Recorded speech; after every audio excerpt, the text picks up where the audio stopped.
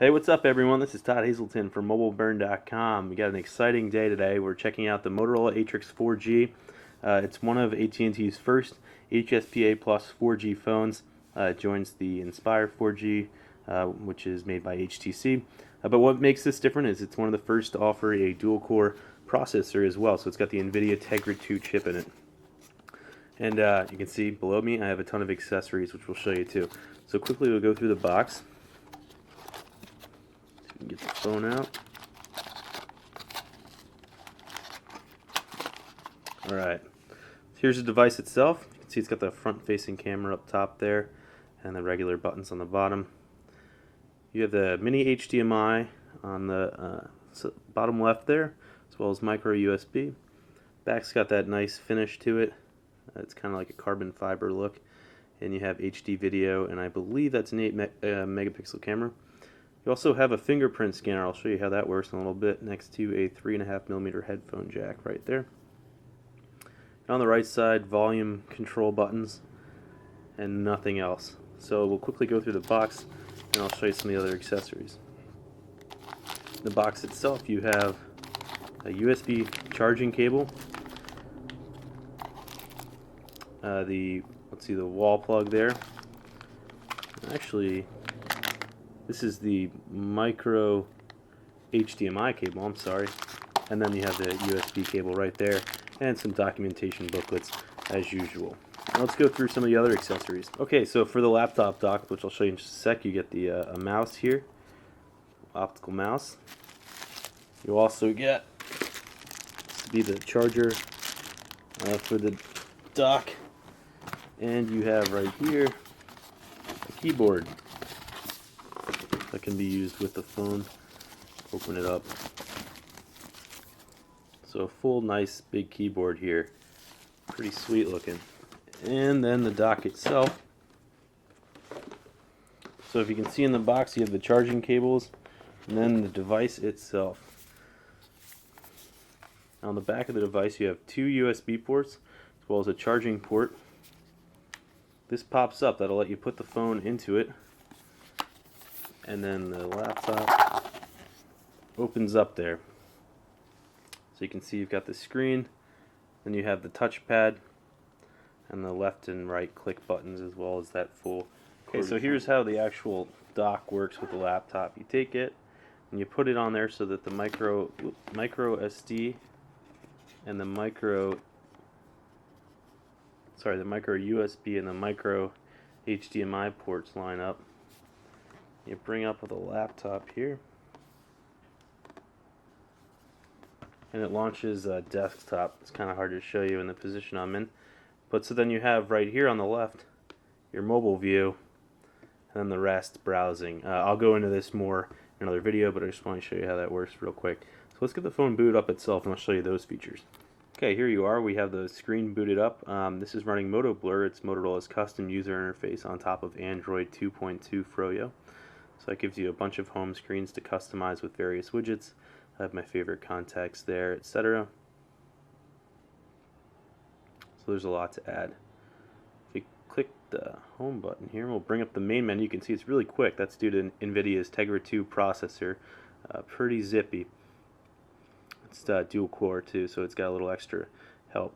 This is an HSPA Plus device, so let's just get started real quick and I'll show you some data speeds. This is in New York City. It looks like we have almost a full signal there, although these bars aren't always a great indication of the tower strength.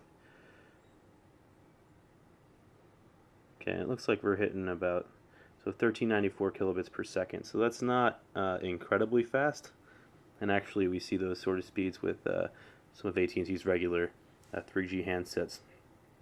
Anyhow, back to the interface here. So you get a bunch of little applications pre-installed: AT&T Code Scanner, Family Map, Navigator, DLNA that'll allow you to share your multimedia with other DLNA certified products. I'll show you maps. Maybe this will give you a good quick view. Here we are with the 3D map loaded, but it'll give you an idea of the power of Tegra 2. You can see there's not a lot of rendering. We're just kind of shooting around here. And if we zoom in, you can kind of, there we go, change the angle there, so that's pretty sweet. Okay, so here I am with Need for Speed Shift loaded. Let's do a quick race so I can show you some of the graphics performance, since that's what NVIDIA has been touting as the power of Tegra 2.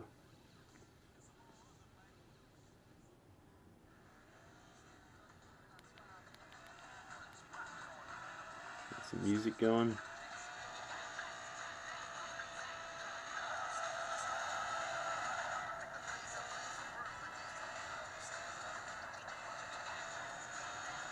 So pretty impressive graphics performance. You can see it's not stuttering at all,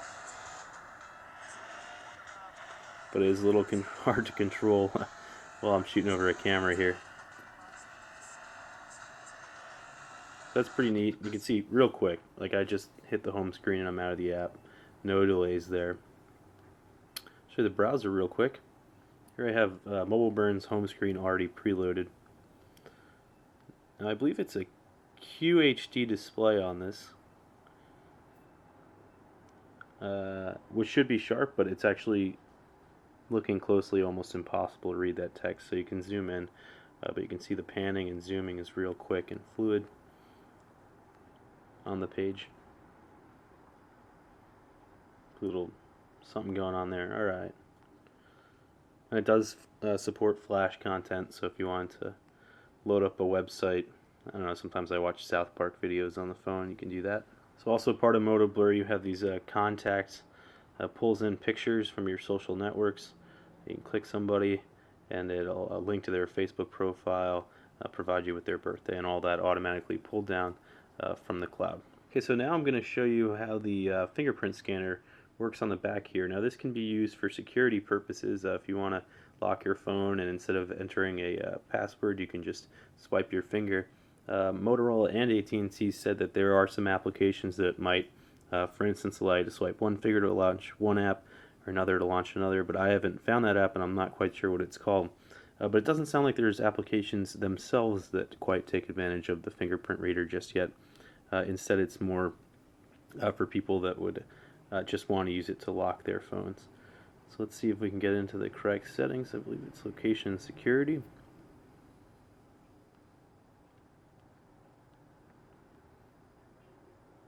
Yep, change screen lock.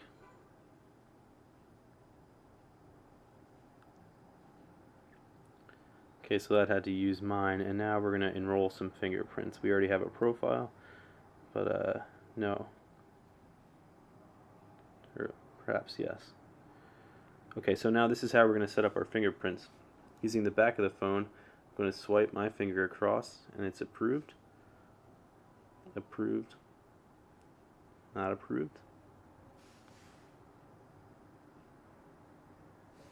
Okay. Now it's going to ask me to switch hands.